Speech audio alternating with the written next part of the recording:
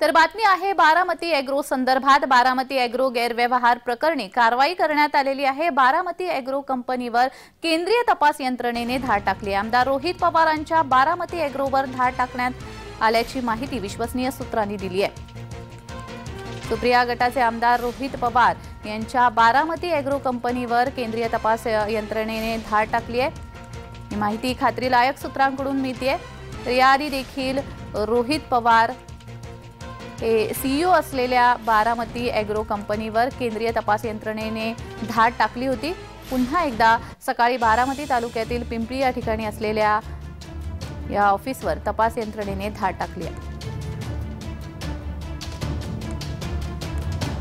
Baramati agro कंपनीवर धाड टाकण्यात आलेली आहे।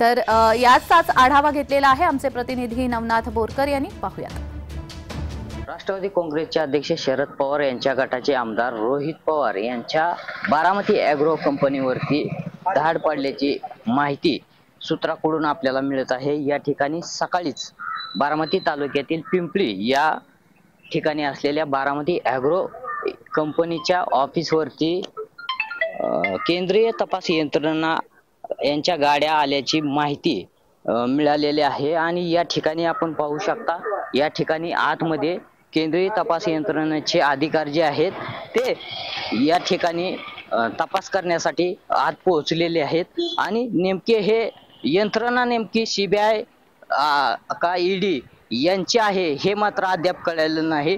या अगोदर देखील बारामती एग्रो कंपनीवरती ईडीची धाड पडलेली होती आणि आता पुन्हा एकदा या ठिकाणी सकाळी आज केंद्रीय तपास यंत्रणा या ठिकाणी पोहोचलेली आहे। नेमकी ही तपास यंत्रणा नेमकी कशाची आहे हे मात्र अद्याप कळलेलं नाही।